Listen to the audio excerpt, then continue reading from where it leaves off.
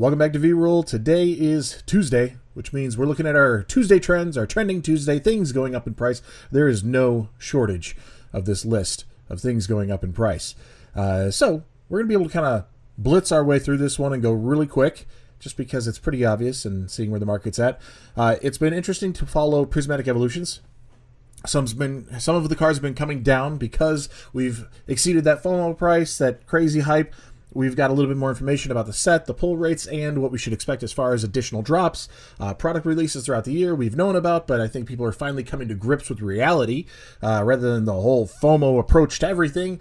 So we've seen some stuff coming down. However, that doesn't mean that Prismatic Evolutions is done or settled.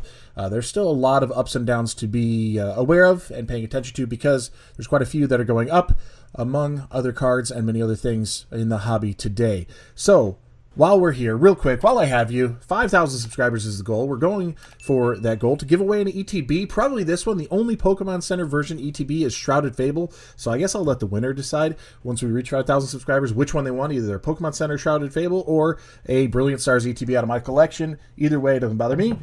Just want to make sure I'm getting something cool to you, the winner of the 5,000 subscriber giveaway. But you got to be a part of it. You got to go to this video here and leave a comment, so that way I know you are entered to win. In addition to that, I'm giving away 5 Pokemon mystery card lots. So I want to give people a few options, a few opportunities, a few chances to win at this giveaway. Let's dive in. Here we have Espeon EX out of Prismatic Evolutions, Pokemon's latest set here, $358. Is that right? Looks like it. Looks like that's the market price here, $358, and that's been a pretty steady climb from what we would say those early releases at just about $300, $315 mark there. And people were seeing this, so people were making those purchases here. But now that price is kind of settled up higher, there's few and far between sales happening here. That's kind of the sales consistency of high-value vintage cards.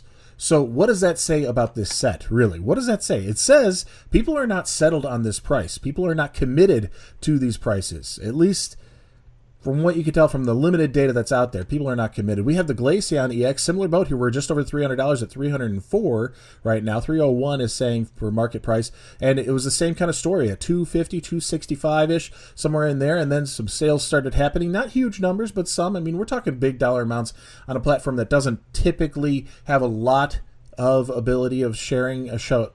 Selling at those price points, just because it's a little risky. Unless there's photos, you can communicate with people.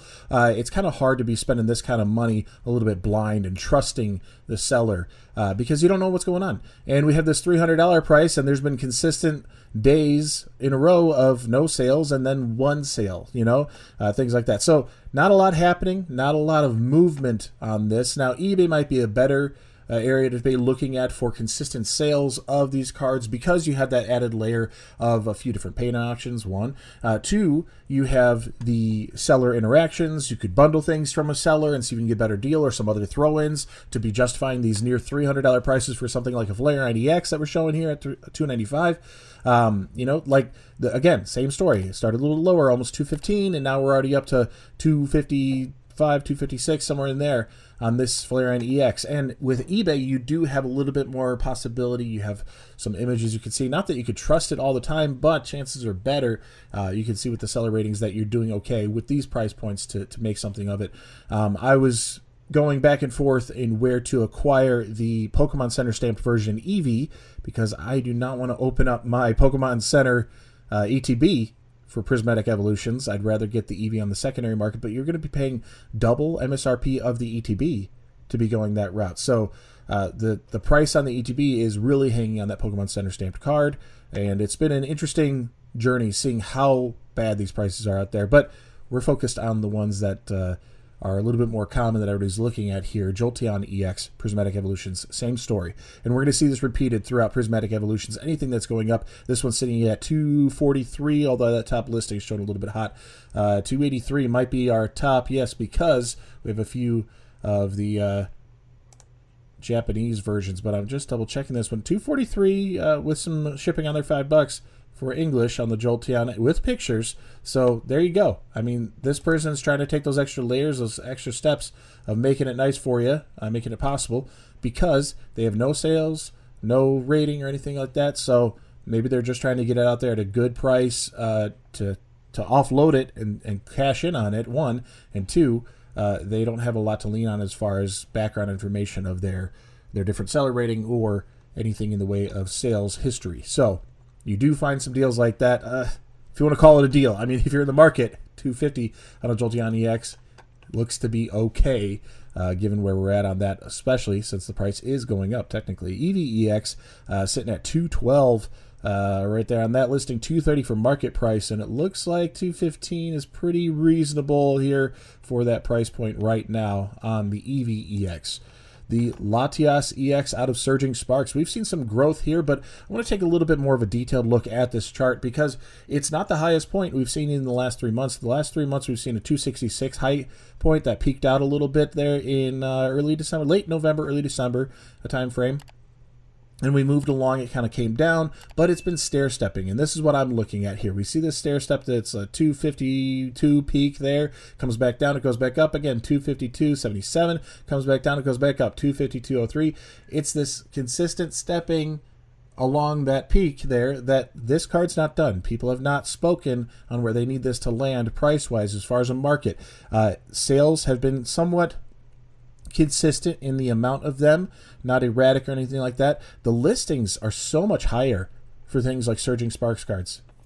And that just goes to show you that extra layer with Prismatic Evolutions, how difficult those pull rates are. To pick a specific card, a specific SIR out of Prismatic Evolutions, I think TCG Player had it somewhere in the neighborhood of like 1440 as far as packs. 1,440 packs have to be opened for you to pull a specific card. Now, could you do it in the first 10? Sure.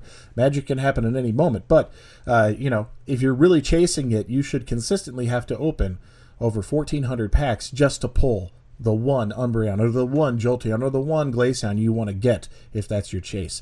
All right. Milotic EX, Surging Sparks here. We're at 179. Is this true? Looks like it's a little inflated right there. We're at 142. But again, we've seen this peak here at the end of November, early December.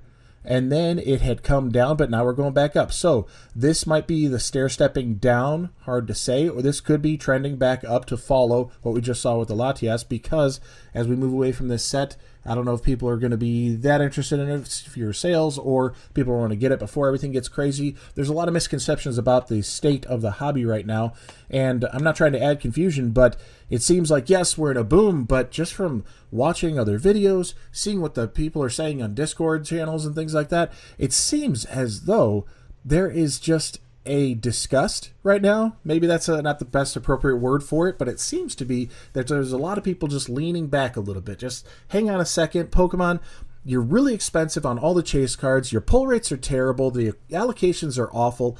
The blow up with Surging Sparks was hard enough. Prismatic Evolution seems unobtainable, and nobody is excited about Blooming Waters anymore because we don't know the story here, and we're still a week out, week and a half really, but we still don't know the story here if all those Costco drops are indicative of the entire drop, what we should expect from all the different big box stores and any other card shops, or if that's the bulk of it, or if that's the start of it. I mean, we may see Blooming Waters pushed out consistently for months. Who knows? We don't know yet. I mean, I'm looking over at my, Sea and Sky collection. Man, that was hot. You wanted to get it. $40 box. They were selling consistently, $80 right off the bat, at double the MSRP. People were going nuts. Those were only at Sam's Club, so that seemed even way more exclusive.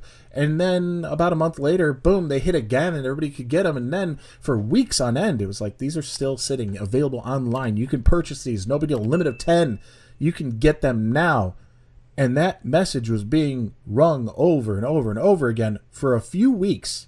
So in this boom, in this craziness, will we see that kind of saturation with Blooming Waters? I don't know. I don't know if we'll see that. I know we're seeing a lack of Paldean Fates, and this Bubble Mew is really showcasing what that means. I mean, we're just in this boom of the market, yes, but the feeling is not mutual that there's a whole boom going on and we're all on board. I don't think most people are on board right now. I think scalpers are trying to capitalize on it. I think people new to the hobby are falling into the FOMO, but I don't think people are on board with this boom.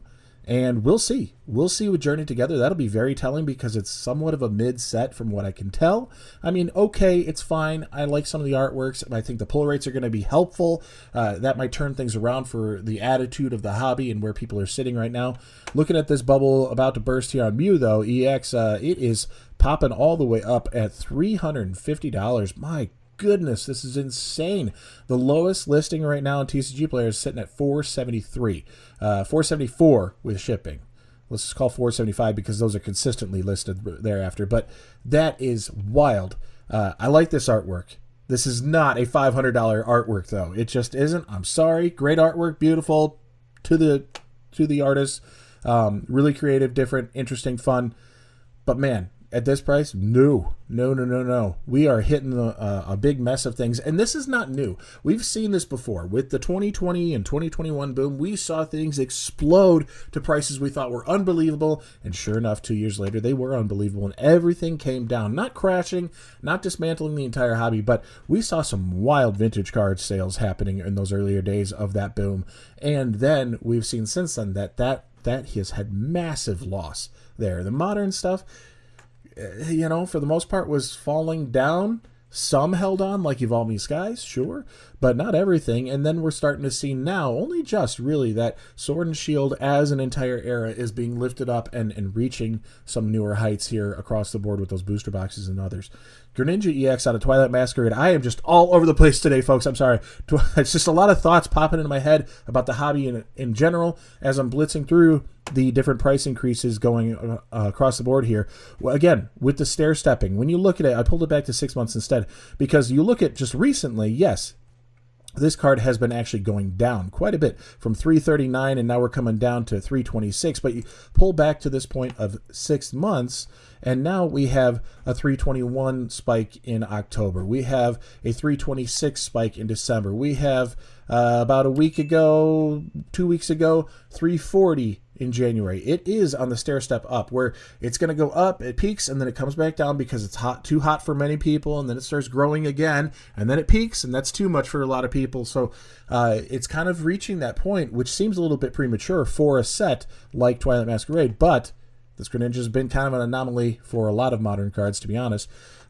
This is already reaching that stair stepping in the increase over time. So if you're interested in this one, it might be worth tracking for a while and see if you can get a good deal on it. I have long said goodbye to that ship as it has sailed off in the distance for my budget. Charizard EX out of Paldean Fates, not Fakes, Paldean Fates. Just this really intense climb here. Not too long ago, a month ago, we were sitting at 160. Now we're up to 210 on this card. 215, 227 for the lower listings that we're seeing here. So pretty up there on that Charizard EX. It almost makes me want to open up some Paldean Fates because the pull rates aren't that horrible. I mean, they're not amazing, but they're not that horrible. Makes me want to pull or try my hand at it and see if I can get lucky on some of those. But when I look at the stuff I have sealed, those prices are through the roof right now in Paldean Fates, so you kind of don't want to touch it. Speaking of sealed, 151, even though we got Blooming Waters on the horizon and a lot of them available, we're seeing that Pokemon Center Elite Trainer Box. Again, exclusive is the word. They put that there for a reason because it is exclusive. That Pokemon Center stamp promo goes a long way in the value of these particular boxes because box design doesn't do much for you, and the extra packs isn't a whole lot to consider as far as price point, but that exclusive promo in there with the Pokemon Center Elite Trainer Box, this is being put at a whopping $355 for the box. They're sealed.